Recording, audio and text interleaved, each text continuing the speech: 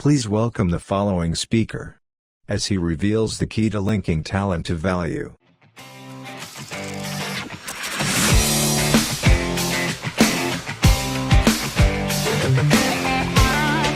Hi everyone, can you hear me? If someone can let me know in the chat. Okay, excellent. Yes. Thank you very much. It's a pleasure to be here, and first of all, greetings to Alex. Great presentation, very moving. I feel almost a little bit bad of delivering a plus 50% value type of presentation right after these moving words. But congratulations for that. And thank you for the organizers for having me.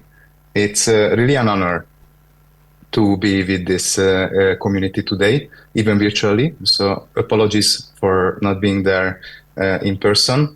So I saw in the beginning the Menti, so I cannot offer coffee or hugs to my friends who actually I saw some of them in the live broadcast sitting in the audience. So greetings to everyone. And again, it's my pleasure to present today on the conference, even virtually. Let me share my presentation, and I hope you will be able to see it. Okay. Can you? Maybe in the chat, if someone can let me know, please write a comment. I'm going to talk today, as mentioned earlier in the AI presentation. By the way, there is a first for everything. It's the first time that I was introduced by an AI in any context. So thank you for that again for the conference organizers. Can you see my screen now? Just double checking. Okay, excellent. So I'm going to talk today about linking talent to value. Before I go to the content, let me do a short introduction about myself. My name is David Kincsem. I'm leading McKinsey's Enterprise Agility Center based out of Budapest. I joined the firm around 8 years ago. I come originally from the banking sector. I see some banks and telco companies and other companies are present in this conference as well. So I tend to work with service companies, so mainly banks and telcos. So in the last 7 or 8 years, I was leading large, mainly organizational transformations from all aspects, including obviously working a lot with the HR or people function of organizations to make sure that we create the right environment in organizations for the talent to thrive. So that's very close to my heart. And also culture and leadership as topics. Yeah, I'm honored to bring some insights from these earlier transformations and some McKinsey research into the room today. So let me present you with a slightly different view on how the people function can or the HR can see itself in organizations. So it's, to me, largely, but not only, is composed of value coaches ensuring a high return on human capital investment, driving actual outcomes, results for the organization.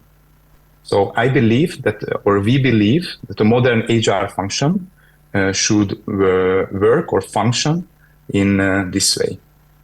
Let me explain you what we mean under this. Let me start with the research run for around 30 different companies across industries. In this research, there was a deep dive into how value is actually created in companies. And what this research found is very interesting, is that the top 15 roles drive around half of the actual value created or generated in most of these companies. And the top 40 roles generate around 80% of the value or future value of these organizations.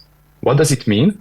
Is that being able to identify those top 15, 40, 50 roles that can really make the difference, and having a structured approach on developing them can unlock a lot of further value for every organization. What do I mean under roles here, right? So what are these roles that disproportionately can create value in organizations? On this slide, you see 4 key examples on the role types: the strategic direction, silo breaker, value enabling, and value protecting role that can be found in the various pockets of the organizations. Yeah, so it's not necessarily the top, but maybe more on that later. So the first role, like the way how you can think about these roles, so the first one, the strategic direction, we believe that in each company, there are a few people who can really kind of see the future, define the vision and the roadmap, and be accountable and just drive strategy, and also potentially execution.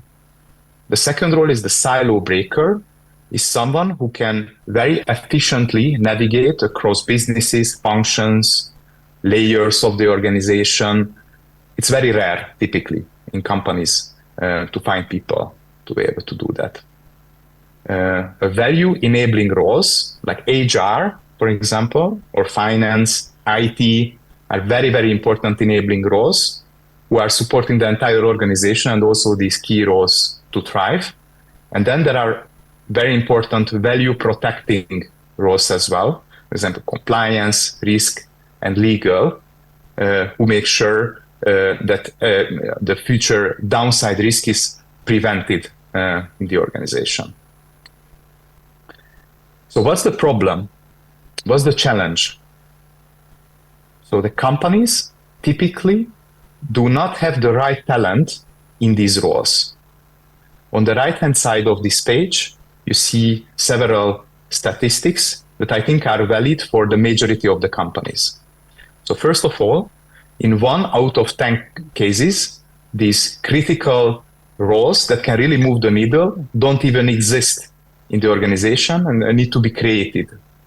One example for that, back like around 15 years ago, many banks created digital hubs, like new digital units, and created a role of chief digital officer. Yeah, this was a new role that really made an impact in the last, I think, 10, 15 years in the organizations, and this did not exist before. I don't know how many companies have now, or whether they should have like a chief AI officer in their organizations. I think in many industries and in many contexts, potentially companies can consider having that role. Yeah? So as it evolves, maybe new roles emerge, and there are some roles that just don't exist in the organization. The second one, so 1 out of 5 cases, even if the roles are there, they have been not defined properly. There is no clear role description, no clear outcomes that the role should achieve, and there is no detailed description in terms of what are the boundaries of this role. The third challenge is that in 15% of the cases, even if you have the role, you don't have the right talent, the right person in that role. That can be another challenge that I think many companies are facing across the board. In Central Europe, I see it also one of the key challenges. But yeah, it's definitely there. And the fourth one is that in 40% of the cases, and this is potentially where also HR can play a key role in all of these, but on this one, it's, I would say, like a no-brainer. There are even you even have the talent in the right role, but they do not necessarily get all the development needs or the empowerment or the right context, the right structure around them, the right team composition or organizational setup to succeed in the organization. I mentioned this point earlier. So in the traditional approach, the most value-generating roles, at least according to the perception of these traditional organizations, are the top management. So the top 10, 20, 40 people who create the most value for the organizations. Our belief in the talent to value approach that you see on the right-hand side of this page, that only, let's say, up to 10% of these roles are on a CEO or a CEO -1 level, and the rest, like 30-40% of the roles at CEO -2, and then more than half of these roles, even at a CEO -3 level, create a improportionally big impact in the organization. I give you one concrete example, like a seasoned IT developer can create around 10 times more impact than an average developer, not a junior, an average developer. And there's the Dreyfus model that I believe many of you are aware of. But this is very valid, and this is working. I mean, the transformations that I have seen, and the companies managed to identify these disproportionately big value creating roles were way more successful than others. And then what you see also on the right-hand side of the page, and I also mentioned earlier, some new roles need to be created in the organization as well. Typically, these silo breaker or collaborator roles that I've shown earlier need to be empowered in the organizations. How can you go about introducing such a concept in your organization? So we have this 5-step approach that describes high level what we believe is the right course of action going about identifying those roles, matching the talent with those roles, and then making sure that there is a high performance, a continuous high performance in the organization, the 50% plus, as Alex mentioned earlier. So the first step is that the leadership needs to be very clear, and of course HR should support this process, on what creates value in the organization.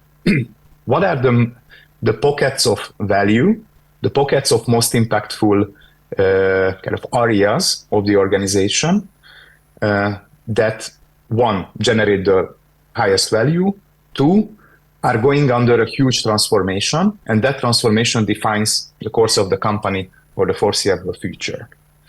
And once the leadership team is fully aligned on this, on how they deliver value, and of course the company culture and the company purpose should be also key in understanding or mapping these value levers where impact comes from you, then you can go on and identify those 30, 40, potentially 50. We have seen companies who identified actually 100 key roles for the value agenda. And then the next step is, and we are still at step 2, defining role cards for each of the role. We call it jobs to be done, like which are the mission critical action items, even maybe a high level roadmap for the next 3 to 5 years, how this role can thrive and create value in the organization. The third step is assessing these roles and the talent risks, potential gaps and opportunities, both in the actual role, whether you should have that role in the organization or not, and then in the actual talent, the person who is going to fill up the shoes of that role. Yeah? And during this process, some organizational level gaps or opportunities are likely to emerge as well. So the fourth step is coming up with an action plan at a role level, team level, and organizational level. You see some examples on the page that companies can do to create the right environment for those roles and the talent filling up those roles to create impact in the organization. And the fifth step is actually capturing the value once your talent-led impact organization is live. This starts with making sure that you as HR and the top management is very conscious about giving direction to these people. Yeah, incentive system, for example, objectives and key results you see on the right-hand side of the page is a framework widely used by companies to give mainly team level or unit level goals to the various parts of the organization. So you need to be clear what you consider as success on a yearly, quarterly, potentially monthly basis. The second one is empowerment. This is a topic that more and more companies are looking at in terms of having the right level of empowerment for the right people at the right time. It's an art how to do that, and it highly depends always on the context. But actually giving the right for those people to create value is very important as part of this process. The third one is a transformation for the leaders themselves. So typically these big transformational journeys are also individual transformations for the leadership and for them to understand a new environment where not necessarily the CEO and CEO -1 are the only ones who are considered as high value creators and maybe even rewarded highly for value creation, but also lower levels. This requires some leadership transformation as well.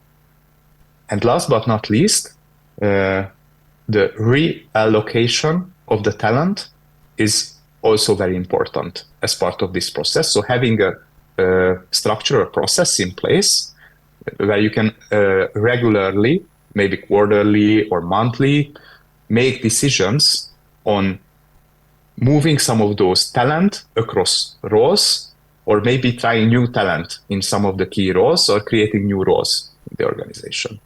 There's a widely adopted framework called quarterly business review that allows companies to do this typically on a quarterly basis to make sure that this reallocation happens. I just recently read research about this.